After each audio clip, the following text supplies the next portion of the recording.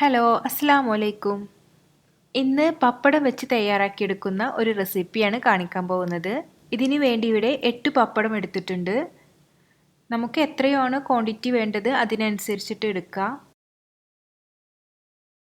പപ്പടം ചെറുതായിട്ടൊന്ന് കട്ട് ചെയ്തെടുക്കുന്നുണ്ട്.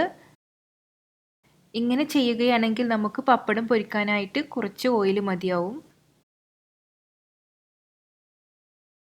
ഇനി ഇത് കട്ട് ചെയ്തിട്ട് നമുക്ക് മാറ്റി വെക്കാം. ഇനി ഇതിലേക്ക് നമുക്കൊരു 10-15 ചെറിയുള്ളി വേണം.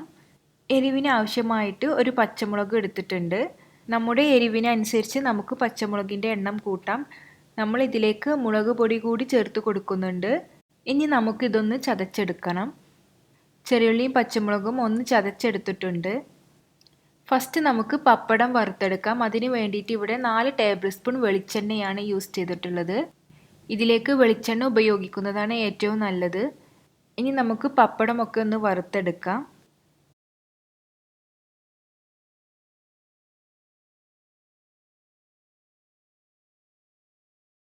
ഇനി വറുത്തെടുത്ത പപ്പടം നമുക്ക് ഒന്നുകൂടെ ഒന്ന് കൈ ഉപയോഗിച്ച് പൊടിച്ചെടുക്കാം. ഇനി ഈ എണ്ണയിൽ തന്നെ നമുക്ക് കടുകൊന്ന് പൊട്ടിച്ചെടുക്കണം. ഇതിലേക്ക് നമ്മൾ ചതച്ച് വെച്ചിട്ടുള്ള ചെറിയ ഉള്ളിയും അതുപോലെ തന്നെ കുറച്ച് കറിവേപ്പില കൂടി ചേർത്ത് കൊടുത്ത് ഒന്ന് വഴറ്റിയെടുക്കാം.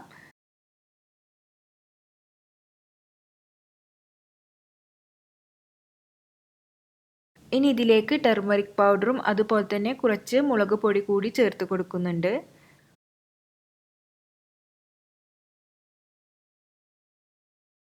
ഒരു നുള്ളു ഉപ്പ് കൂടി ചേർത്ത് കൊടുക്കാം. ഈ ഉള്ളിയിലേക്ക് ആവശ്യമായിട്ടുള്ള ഉപ്പ് മാത്രം ചേർത്ത് കൊടുക്കുക, കാരണം പപ്പടത്തിൽ ഓൾറെഡി ഉപ്പുണ്ടാവുന്നതാണ്.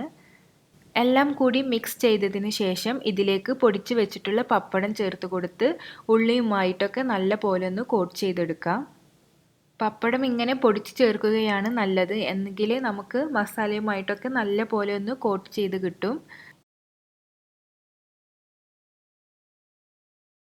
ഇനി തീ ഓഫ് ചെയ്തതിന് ശേഷം ഒരു ടീസ്പൂൺ വെളിച്ചെണ്ണ കൂടി മുകളിൽ ഒഴിച്ചു കൊടുക്കാം. ഇപ്പോഴിതാ ചോറിൻ്റെ കൂടെ കഴിക്കാനായിട്ട് നല്ല അടിപൊളി റെസിപ്പി ഇവിടെ റെഡി ആയിട്ടുണ്ട്.